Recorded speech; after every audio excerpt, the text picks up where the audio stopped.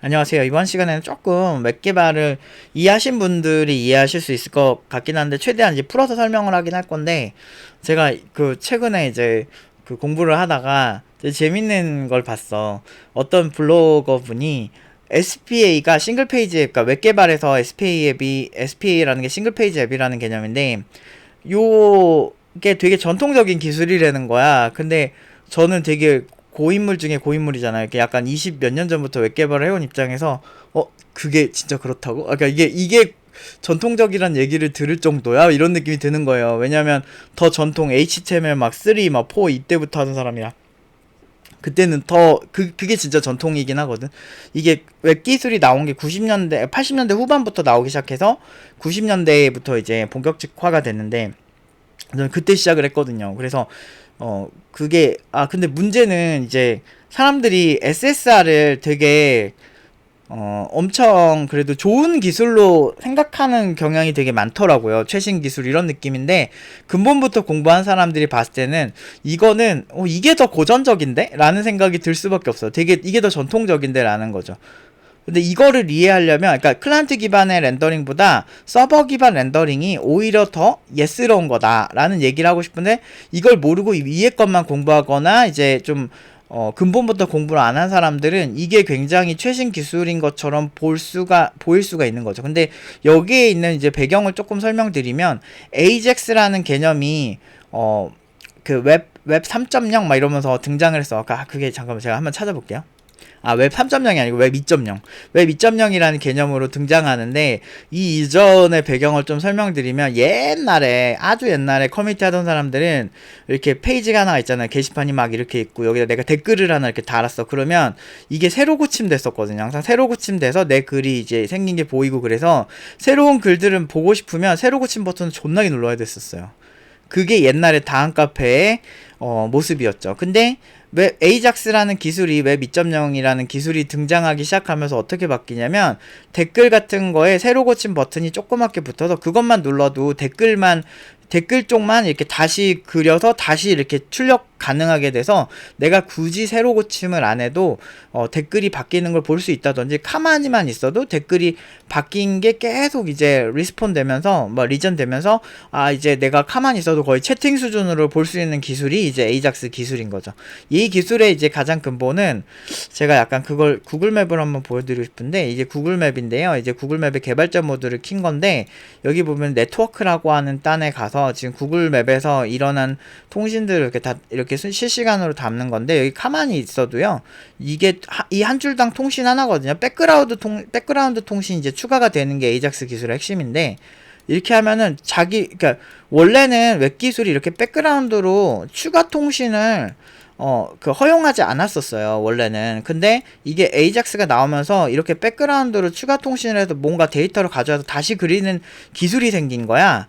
그럼 이런 입장에서 이제 이 기술이 이제 보편화되면서 어떤 SPA라는 개념이 생긴 거거든요. 싱글 페이지 앱이라는 개념이 생긴 거고, 싱글 페이지 앱이 가능하려면 백그라운드 통신이 지원이 됐어야 되거든. 그래서 웹 2.0 패러다임 이전에는 사실 서버 사이드 렌더링이 그냥 일반적이었어요. 그러니까 이게 또 렌더링이라고 하면 헷갈리는 분들 계세요. 뭐 화면에 그려지는 이런 거로 생각할 수 있는데, 그건 아니고 이제 소스 파일을 어디서 만들어서 완성하느냐의 문제거든요. 그러니까 완성된 페이지를 주는 게 SSR이고, 그리고 완성되지 않은 페이지를 좀 이렇게 중간에 그러니까 로딩을 통해서 추가적으로 조립을 해야 되는 소스 코드를 제공하는 게 CSR인데, 여기서 조금 웹 기술에 대해서 조금 설명을 드리면, 웹브라우저에서 이렇게 서버 쪽 네이버라고 치고 네이버에 요청을 하면, 그 네이버에서 요청한 그 소스 파일 이렇게 줘요. 소스 파일을 주는데, 여기서 CSR은 이 소스 파일을 분석을 했을 때 추가로 요청해야 되는, 여기서 분석을 한 다음에 추가로 요청해야 되는 그런 컨텐츠들이 되게 많이 그러니까 그러니까 이렇게 동적으로 만들어진다고 한다면, 반대로 서버 사이드 렌더링은 이게 서버가 있으면 이쪽에다 요청을 했을 때 이쪽에서 주는 게 거의 완성된 페이지를 주는 거죠. 그러면 이런 거에 대한 장단점이 있는데, 이제 90년대에 어떤 얘기 있었냐면, 로딩이 이렇게 요청을 했는데 여기서 서버 사이드 렌더링을 해서 주는데 아무래도 서버 입장에서 할 일이 더 많아지잖아요. 여기서 그 페이지를 만들어서 뭐 보내니까.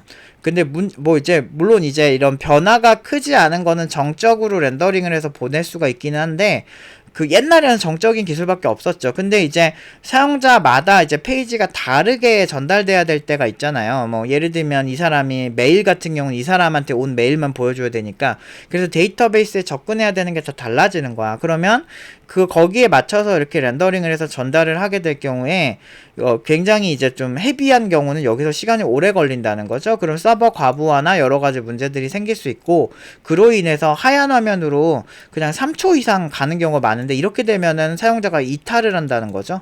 이탈을 하는 그 통계가 많다 보니까 이런 식으로 가지 말고 그냥 우리 먼저 페이지를 보여주고 로딩하는 제스처를 보여주면 사용자들이 이탈이 적어지더라. 그런 관점에서 발전한 기술인 거예요. 그래서 뭐 여러 가지 장단점은 있는데, 근데 아무튼 내가 이거 기술을 설명하려고 이거 얘기를 한 건 아니고, 그러니까 내가 보고 느낀 게 뭐냐면, 서버 사이드 렌더링이 최신 기술인 것처럼 상대적으로 이렇게 보이는 게 너무 재밌어서 제가 이 얘기를 하는 거거든요. 근데 문제는 이게 그냥 뭐 일반인이거나 여러분들이 뭐 개발자가 아니면은 상관이 없는데 사실 이게 여러분들이 프로 개발자라고 한다면 저런 관점으로 보는 거는 조금 더 신경을 쓸 필요가 있죠. 그러니까 제일 제가 이제 어저께도 학생한테 혼냈던 게 뭐냐면 개발 기술을 그냥 구직이 잘 될 것 같아서 그냥 짜깁기 해서 이거 네이버에서 쓴다더라 뭐 이래가지고 막 그냥 막 쓰는 경우가 많아. 근데 그 기술이 왜 필요하고 이 회사는 어떤 그 입장에서 이거를 사용했는지 그 회사 입장에 대해서 명확하게 알 필요가 있어요. 그래서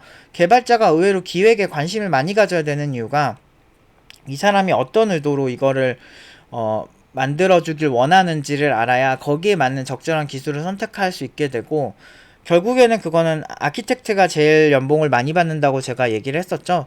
그 그러니까 결국에는 상급자, 좋은 개발자, 뭐 돈 잘 버는 개발자가 된다는 건 특히나 개발자로서라는 거죠. 뭐 사업을 해서 별도로 뭐 벌고 그런 게 아닌 이상 순수 개발자로 갔을 때는 결국에는 기술에 대한 판단력이 되게 중요하거든요. 그래서 가끔 보면은 제가 뭐 팀노바 내부의 서비스 같은 거 할 때 프레임워크 야 굳이 필요 없으면 쓰지 마 그냥 해 이렇게 얘기하는 이유가 많이 알아서 그러는 거거든. 근데 그 프로젝트를 하는 애가 이거 왜 프레임워크를 덕지덕지 안 붙이냐고 불만이 존나게 많아. 이렇게 그게 보여. 근데 내 입장에서 답답하는 거지. 나는 이거를 되게 오래 했던 사람이 굳이 그 프레임워크를 지금 시점에 붙일 필요가 없는 거고, 그리고 한번 만들어 놓으면은 잘 바뀌지 않는다고 생각할 수 있지만 근데 안 그래요. 그렇게 약간 플랫하게만 짜놓으면, 그리고 웬만한 사이트들도 그 해당 뭐 몇 년 주기로 되게 크게 이렇게 많이 바꿉니다. 그래서 어느 정도 변화하는 건 어쩔 수가 없어요. 어떤 회사 소스든지 변화는 항상 있는 거고. 그래서 프레임워크 같은 경우도 한번 선정해 놓으면은 좀 바꾸는 비용이 많이 들기는 하지만 굳이 이제 장기적인 비전으로 봤을 때 이게 우리한테 크리티컬하지 않으면 그냥 네이버가 쓴다고 그냥 쓰면 되는 게 아니에요. 그러니까 제가 이제 페이스북이나 이런 뭐 리액트 JS도 막 되게 붐이 많아. 근데 나는 얘네가 굳이 리액트 JS를 쓸 필요가 없어 보이는 사이트가 쓰는 경우를 되게 많이 보거든요. 그 예를 들어서 뭐 지금 뭐 구글맵 같은 경우는 리액트 JS 같은 거 쓰면은 괜찮긴 하겠네. 왜냐면 지금 변화가 많잖아요, 이렇게 페이지가. 아니면은 페이스북이 왜 리액트 JS를 만들었는지를 좀 보여드리면, 트위터 같은 경우도 대표적으로 리액트 JS를 쓰는 건데, 뭐 예를 들어서 뭐 BTS 트위터라고 한번 해볼까요? BTS 트위터를 만약에 들어간다 치면 지금 보면 이게 다 SPA거든요. 방금 로딩하는 화면도 좀 보이셨죠? 여기 보면 가운데 컨텐츠만 계속 바뀐단 말이야. 딴 데는 고정되어 있고 왼쪽은 고정되어 있잖아요. 지금 이런 건 다 고정되어 있는데 가운데 컨텐츠만 계속 바뀌잖아요. 이런 식으로 가운데 컨텐츠만 로딩이 많이 돼서 이게 지금 로그인 안 해서 그런데 로그인을 하게 될 경우에는 이게 언제 어디까지 내려갈 수 있는지 모르잖아요. 어느 정도 컨텐츠가 몇 개인지 모르기 때문에 이게 다시 소스 파일을 다시 렌더링하고 다시 뭐 빌드 컴파일해서 다시 그리고 빌드 컴파일해서 다시 그리고 이렇게 돔이라고 해가지고 다큐멘트 오브젝트 모델이라는 거를 생성을 하는데 그거를 다시 해야 되니까 이제 여러분들 스마트폰 같은 거 막 기종도 구리고 이러면은 되게 느리잖아요. 그러면 더 느려지고 자원 낭비가 많이 되고 전기 많이 쓰니까 배터리도 빨리 나가고 이렇게 된단 말이지. 그리고 늦게 표시되고 재활용할 수 있는 건 재활용하자라고 하는 게 이제 버추얼돔의 개념인데 이런 가운데 잘 바뀌지 않는 애들은 가만 놔두고 바뀌는 곳만 전환을 하자. 이게 이 리액트 JS의 가장 큰 철학 중 하나거든요. 그런데 이런 변화가 고정돼 있는 게 없고 특정한 부분만 과하게 변화하는 게 없는데 그냥 누가 뭐 쓴다고 하면 그냥 달려들어서 그냥 쓰는 거죠. 그거 허세예요. 제가 봤을 땐 허례허식이고 그냥 허세고 근본적이지 않죠. 그런데 이제 그 근본을 알면 오히려 서버 입장에서 훨씬 더 유리한 선택을 할 수가 있는 거죠. 그래서 이런 가르침을 많이 주려고 노력을 하는데 문제는 이제 학생들이 저에 대한 이제 신뢰가 되게 중요한데 생각보다 말 존나게 안 듣는다고 제가 얘기했죠. 제가 그거를 모르고 가르치는 사람이 아니잖아요. 아닌데 오히려 훨씬 잘 알고 그런 건 허례허식일 뿐이다. 진짜 필요한지 아닌지 근본적으로 생각해야 된다. 니네가 근본을 모르니까 그냥 어디서 뭐 이렇게 모집 요강에 그거 써있더라. 그래가지고 그냥 쓰는 경우가 많은데 모집 요강에 있어서 공부를 해보는 거는 되게 좋다. 하지만 그냥 무지성으로 그냥 이 기술을 활용하는 거는 되게 위험하다라고 얘기를 해주고 싶었던 거예요. 그러니까 뭐든지 그래서 한국사도 근현대사를 공부하는 게 훨씬 유리한 거고 보통 있잖아요. 이렇게 막 보면 특정 집단에 막 혐오를 하고 이런 사람들 옛날에 페미니스트들 같은 경우도 막 되게 사람들이 페미니즘을 잘 모를 때 저는 근데 여성학을 공부를 되게 한 1년에 걸쳐서 그 A뿔 받을 정도로 열심히 했거든요. 디지털 대학교 다닐 때. 그래서 난 좀 알고 있는 상태에서임에도 불구하고 막 공부하세요. 막 이렇게 막 했었거든. 근데 정작 보면은 그 사람들 그렇게 페미니즘에 대해서 공부 제대로 안 하거든. 뭐 마르크스랑 그래서 마르크스에 대해서 아세요? 네, 물어보면은 잘 몰라요. 마르크스를 모르고 페미니즘을 얘기할 수가 없어요. 그 다음에 왜냐면 포스트 모더니즘을 얘기를 해야 되거든. 페미니즘에 대해서 얘기를 하려면요. 근데 그런 거에 대해서 전혀 모르면서 그냥 모르겠고, 페미니즘은 여러 개가 있어요. 그냥 자기가 만들어내는 거죠. 그러니까, 이유를 만들어내는 거지. 그것도 되게 문제인 거죠. 그리고, 제가 막 그런 남성 우월주의, 그러니까 레드필에 대해서도 비판적인 이유가, 그 사람들이 말하는 건 근본으로 돌아가자. 사냥을 하는 남성과 살림을 하는 여성, 그 고전주의, 여성은 공부를 할 필요가 없고 남자가 돈 벌어오는 걸로 먹고 살자 이런 걸 지향하는 사람들이거든요. 그런데 문제는 그런 야생으로 돌아갔을 때 왜냐면 이게 레드필을 좋게 생각하는 사람들이 열심히 우리가 해가지고 알파메일이 되자가 그 사람들의 궁극적인 목표인데 문제는 그 알파메일이 되기는커녕 야생은 더 잔인해서 5% 정도의 그 수컷만 암컷이랑 뭐 연이 닿는 거고 95%는 애초에 암컷을 건드려 보지도 못하거든요. 그렇기 때문에 어떻게 보면은 고전적으로 돌아가자라고 하는 게 알파 메일이 안 되면 나는 여성을 만나보지도 못한다가 돼버리는 거지. 그 사람들의 논리라면. 근데 거기서 자기가 유리한 것만 갖고 오는 거죠. 여성은 남자에게 귀속돼야 되고 막 그런 어떤 굉장히 알파메일만 거느릴 수 있는 그런 권력을 주장하지만 정작 본인들은 알파보다는 베타에 가까운 그런 접근을 하다 보니까 그 되게 이상한 거지. 오히려 근본주의 원시 시대로 돌아간다라고 봤을 때 더 잔인한 게 더 무섭거든. 그래서 과거로 막 돌아가려고 하고 뭐 지금 뭐 꿀 빨던 세대 이러면서 막 지금 노인들 막 비하고 저도 노인들 별로 안 좋아해요. 너무 시끄러워. 일단 시끄럽고 막 모이면은 막 아까도 막 밥 먹는데 존나 시끄럽다 그러는데 막 너무 싫었어 그런 게. 근데 나는 싫긴 하지만 근데 그렇다고 해서 그 사람들의 모든 거를 부정할 필요는 없어요. 왜냐면 그 시대에는 토요일까지 일을 하고 그런 시대였잖아. 그런데 되게 더 어떻게 보면은 더 개인의 인권 그리고 꼰대들이 더 많던 시대였지.